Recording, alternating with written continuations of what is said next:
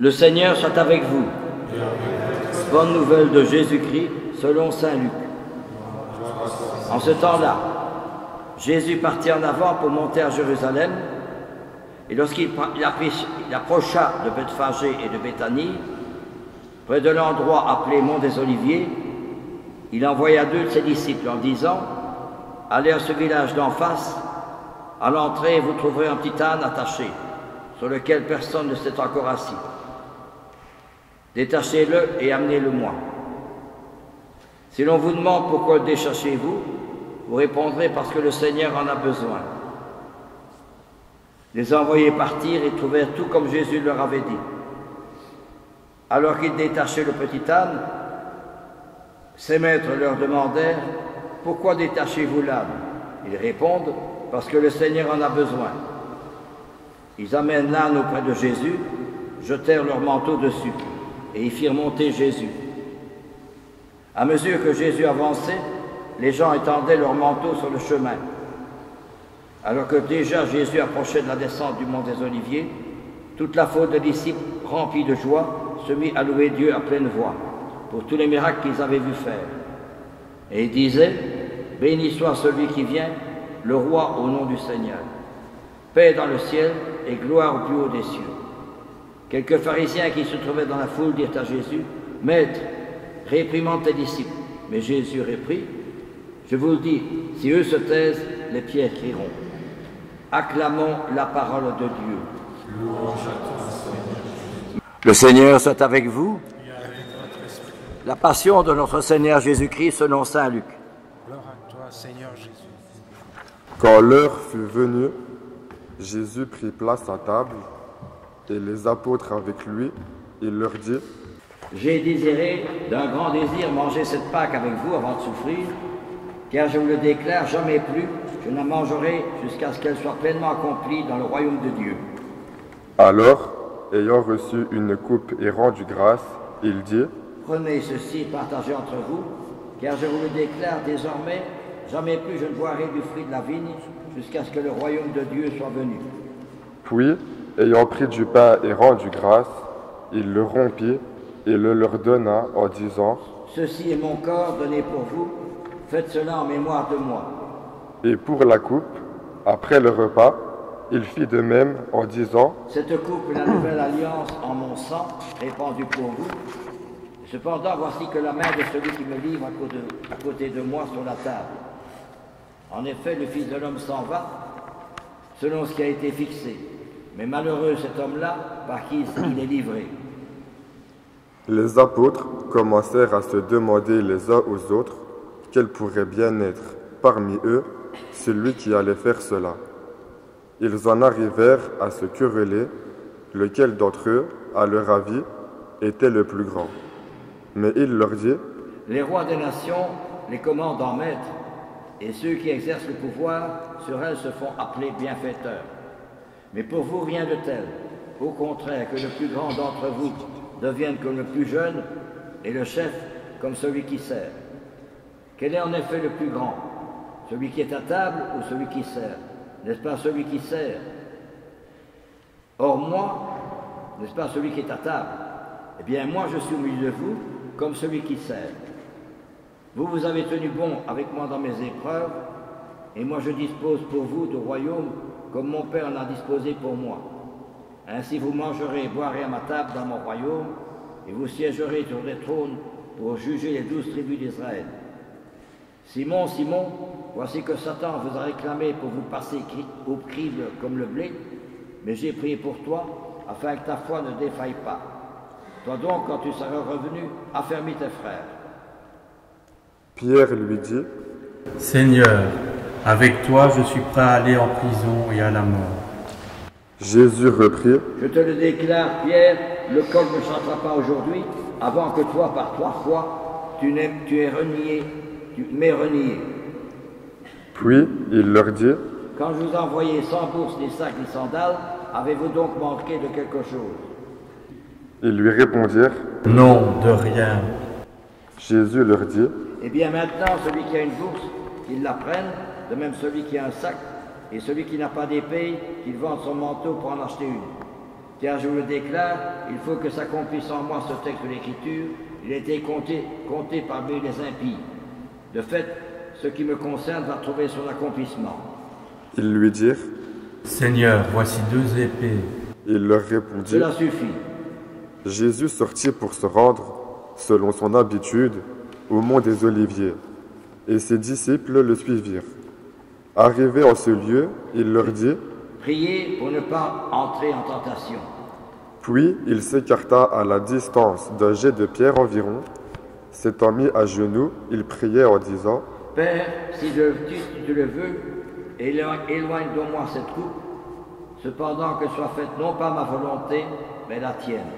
Alors, du ciel, lui apparut un ange qui le réconfortait. Entré en agonie, Jésus priait avec plus d'assistance, et sa sueur devint comme des gouttes de sang qui tombaient sur la terre. Puis Jésus se releva de sa prière et rejoignit ses disciples qu'il trouva endormis, accablés de tristesse. Il leur dit, Pourquoi dormez-vous? Relevez-vous et priez pour ne pas entrer en tentation. il parlait encore, quand parut une foule de gens. Celui qui s'appelait Judas, l'un des 12, marchait à leur tête. Il s'approcha de Jésus pour lui donner un baiser. Jésus lui dit, Judas, c'est par un baiser que tu livres le Fils de l'homme. voyant ce qui allait se passer, ceux qui entouraient Jésus lui dirent, Seigneur, et si nous frappions avec l'épée? l'un d'eux frappa le serviteur du grand prêtre et lui trancha l'oreille droite. Mais Jésus dit, Restez-en là. et, touchant l'oreille de l'homme, il le guérit. Jésus dit alors à ceux qui étaient venus l'arrêter, grand prêtre, chef des gardes du temple et ancien, Suis-je donc un bandit pour que vous soyez venus avec des épées et des bâtons? Chaque jour j'étais avec vous dans le temple et vous n'avez pas porté la main sur moi. Mais c'est maintenant votre heure et le pouvoir des ténèbres. s'étant saisis de Jésus, ils l'emmenèrent et le firent entrer dans la résidence du grand prêtre. Pierre suivait à distance. On avait allumé un feu au milieu de la cour et tous étaient assis là. Pierre vint s'asseoir au milieu d'eux. Une jeune servante le vit assis près du feu. Elle le dévisagea et dit, Celui-là aussi était avec lui. mais il nia. Non, je ne le connais pas. Peu après, un autre dit en le voyant, Toi aussi, tu es l'un d'entre eux. Pierre répondit, Non, je ne le suis pas. environ 1 heure plus tard, un autre insista avec force. C'est tout à fait sûr. Celui-là était avec lui.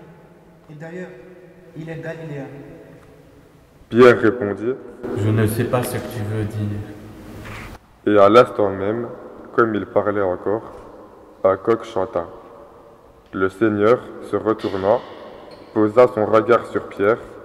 Alors Pierre se souvint de la parole que le Seigneur lui avait dite, « Avant que le coq chante aujourd'hui, tu m'auras renié 3 fois. » Il sortit et dehors pleura amèrement. Les hommes qui gardaient Jésus se moquaient de lui et le rouaient de coups. Il lui avait voilé le visage et il l'interrogeait. Fais le prophète. Qu'est-ce qui t'a frappé? Et il proférait contre lui beaucoup d'autres blasphèmes. Lorsqu'il fit jour, se réunit le collège des anciens du peuple, grands prêtres et scribes, et on emmena Jésus devant leur conseil suprême. Ils lui dirent, Si tu es le Christ, dis-le-nous. il leur répondit, Si je vous le dis, vous ne me croirez pas. Si j'interroge, vous ne répondrez pas. Mais désormais le Fils de l'homme sera assis à la droite de la puissance de Dieu. tous lui dirent alors, Tu es donc le Fils de Dieu? il leur répondit, Vous dites vous-même que je le suis. ils dirent alors, Pourquoi nous faut-il encore un témoignage?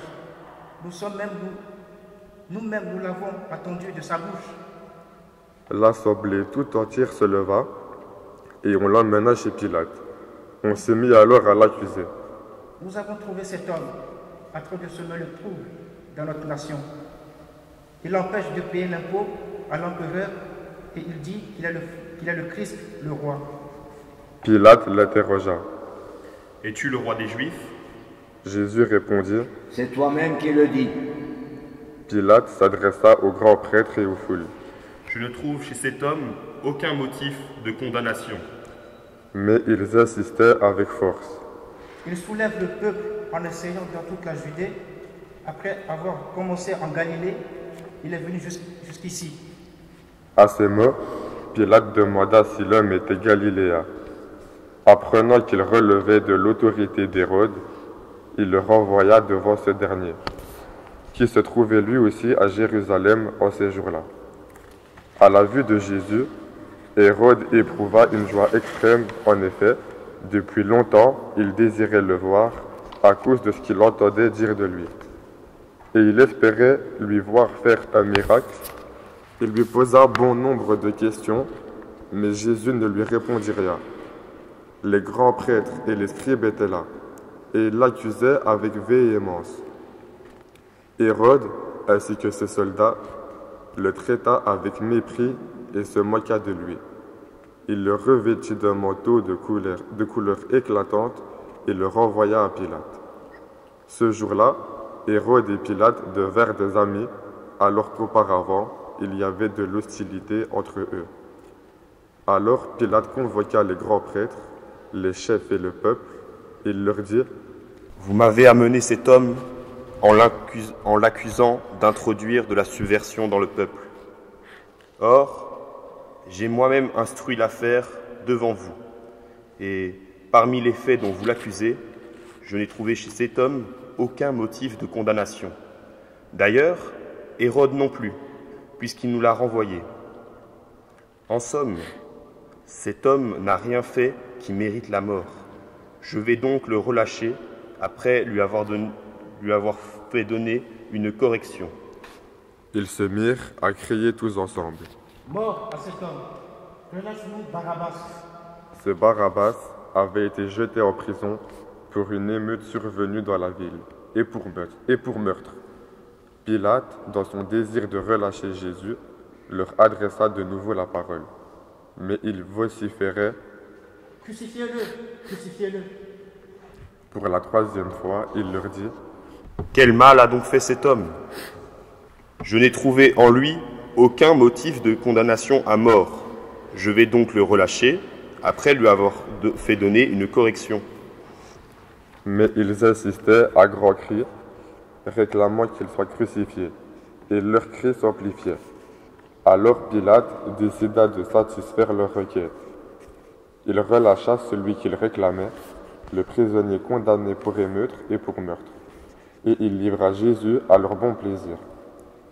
Comme ils l'emmenaient, ils prirent un certain Simon de Cyrène, qui revenait des champs, et ils le chargèrent de la croix pour qu'il la porte derrière Jésus. Le peuple, en grande foule, le suivait, ainsi que des femmes qui se frappaient la poitrine et se lamentaient sur Jésus. Il se retourna et leur dit : « Filles de Jérusalem, ne pleurez pas sur moi. Pleurez plutôt sur vous-même et sur vos enfants. Voici venir des jours où l'on dira : heureuses les femmes stériles, celles qui n'ont pas enfanté, celles qui n'ont pas allaité. Alors on dira aux montagnes : tombez sur nous, et aux collines, cachez-nous. Car si on traite ainsi l'arbre vert, que deviendra l'arbre sec ? » Ils emmenaient aussi avec Jésus deux autres, des malfaiteurs, pour les exécuter. Lorsqu'ils furent arrivés au lieu dit, le crâne, ou calvaire, là ils crucifièrent Jésus avec les deux malfaiteurs, l'un à droite et l'autre à gauche. Jésus disait : « Père, pardonne-leur, ils ne savent pas ce qu'ils font. » Puis ils partagèrent ses vêtements et les tirèrent au sort. Le peuple restait là à observer. Les chefs tournaient Jésus en dérision et disaient : « Il en a sauvé d'autres, qu'il se sauve lui-même, s'il est le Messie de Dieu, l'élu. » Les soldats aussi se moquaient de lui. S'approchant, ils lui présentaient de la boisson vinaigrée en disant : « Si tu es le roi des Juifs, sauve toi-même. » Il y avait aussi une inscription au-dessus de lui : « Celui-ci est le roi des Juifs. » L'un des malfaiteurs suspendus en croix l'injuriait. N'es-tu pas le Christ? Sauve-toi toi-même et nous aussi. Mais l'autre lui fit de vifs reproches. Tu ne crains donc pas Dieu? Tu es pourtant un condamné, toi aussi. Et puis, pour nous, c'est juste. Après ce que nous avons fait, nous avons ce que nous méritons. Mais lui, il n'a rien fait de mal. Et il disait, Jésus, souviens-toi de moi quand tu viendras dans ton royaume. Jésus lui déclara, Amen, je te le dis, aujourd'hui, avec moi, tu seras dans le paradis. C'était déjà environ la 6e heure, c'est-à-dire midi. L'obscurité se fit sur toute la terre jusqu'à la 9e heure, car le soleil s'était caché. Le rideau du sanctuaire se déchira par le milieu. Alors Jésus poussa un grand cri. Père, entre tes mains, je remets mon esprit. Et après avoir dit cela, il expira. À la vue de ce qui s'était passé, le centurion rendit gloire à Dieu. Celui-ci était réellement un homme juste. Et toute la foule des gens qui s'étaient rassemblés pour ce spectacle, observant ce qui se passait, s'en retournaient en se frappant à la poitrine. Tous ses amis, ainsi que les femmes qui le suivaient depuis la Galilée, se tenaient plus loin pour regarder. Alors arriva un membre du conseil, nommé Joseph. C'était un homme bon et juste, qui n'avait donné son accord ni à leur délibération, ni à leur acte. Il était d'Arimathie, ville de Judée, et il attendait le règne de Dieu. Il alla trouver Pilate et demanda le corps de Jésus.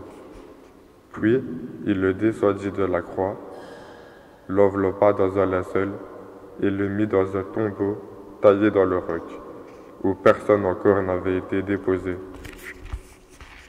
C'était le jour de la préparation de la fête, et déjà brillaient les lumières du sabbat. Les femmes qui avaient accompagné Jésus depuis la Galilée suivirent Joseph. Elles regardèrent le tombeau pour voir comment le corps avait été placé. Puis, elles s'en retournèrent et préparèrent aromates et parfums, et durant le sabbat, elles observèrent le repos prescrit. Cette passion de Jésus que nous venons d'entendre, nous devons nous poser la question, mais qui a fait tant de mal à Jésus? Dans le monde d'aujourd'hui, il y a encore tant de guerres et tant de réfugiés, tant de violence, même chez nous, tant d'indifférence, tant de chacun pour soi, tant d'individualisme, tant d'orgueil. C'est tout cela qui fait mourir Jésus. Nous devons nous demander, n'est-ce pas moi aussi qui fait souffrir Jésus? L'indifférence, le mal qu'il y a dans mon cœur, l'égoïsme, le chacun pour soi, l'orgueil, l'esprit de domination, de jalousie, de critique, tout cela fait mourir Jésus. Et c'est ce que nous dit saint Paul. Ça a été chanté, on l'a lu d'abord, puis ça a été chanté en grégorien qui est magnifique. Jésus ne s'est pas réclamé de son égalité avec Dieu, mais il s'est anéanti. Le mot grec c'est ekenoson, et en latin humiliavit. Il s'est dépouillé de la gloire qu'il avait dans le ciel pour devenir un homme comme tout le monde. Et non seulement un homme, mais un serviteur, dit saint Paul. Et il s'est abaissé jusqu'à mourir sur une croix, et la mort de la croix. Et la mort de la croix était justement une punition qu'on a infligée aux grands délinquants du temps des Romains. Mourir sur la croix, c'était infâme, c'était un scandale de mourir sur une croix. Et pourtant, c'est comme ça que Jésus a fini sa vie. Que de tristesse, que de misère. Mais tous les saints, tous les prophètes, je dirais, tous les disciples de Jésus, au cours de l'histoire, se sont penchés sur la méditation et ont médité sur le mystère de Jésus qui a souffert, se sont demandé, c'est fort ce qu'il a souffert, Jésus. Et alors, eux ont ressenti le besoin de partager les vertus de Jésus, non pas la gloire, les honneurs, la richesse, le confort, le matériel, l'argent, mais au contraire, les vertus de Jésus, l'humilité, la dernière place, le sacrifice, la prière cachée, le service caché, le sacrifice caché. Et ainsi, à la dernière place, que le monde ne cherche pas, que n'oublie, qu'on ne veut pas, eh bien, le disciple de Jésus y trouve le trésor des trésors qui est Jésus. Voilà ce que veut nous dire saint Paul, voilà ce que nous disent les saints.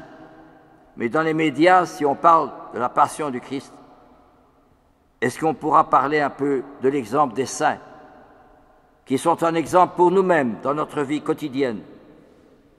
Et c'est peut-être mon indifférence, mon orgueil, ma suffisance, qui fait que Jésus continue à pleurer. Et Thérèse de Lisieux disait, Jésus est plus attristé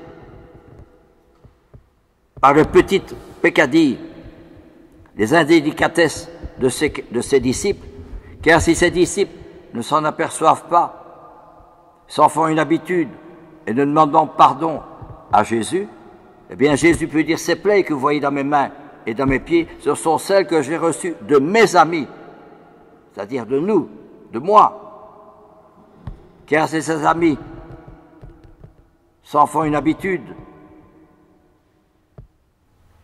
ne demandent pas pardon et ne le voient pas, ces petites indélicatesses, bien Jésus en souffre. Eh bien justement, Thérèse conclut, combien l'amour miséricordieux de Jésus, la bonté de Jésus sont méconnus. C'est vrai que pour jouir de ces trésors, il faut reconnaître son humilité et la dernière place. Eh bien, voilà ce que beaucoup d'âmes ne veulent pas faire, dit la petite Thérèse. Eh bien, c'est justement cela. Ce n'est pas qu'on commet des fautes graves, mais on n'a pas compris tout l'amour qu'il y a dans le cœur de Jésus, qui m'oblige, qui m'invite à changer ma vie. Tout doit être changé dans ma vie. Tout, si je médite la passion de Jésus sur la croix. C'est plus la même chose qu'avant. Alors j'aime la pauvreté, j'aime l'humilité, j'aime la dernière place, j'aime le sacrifice à l'imitiation de Jésus. Et voilà mon seul trésor sur terre.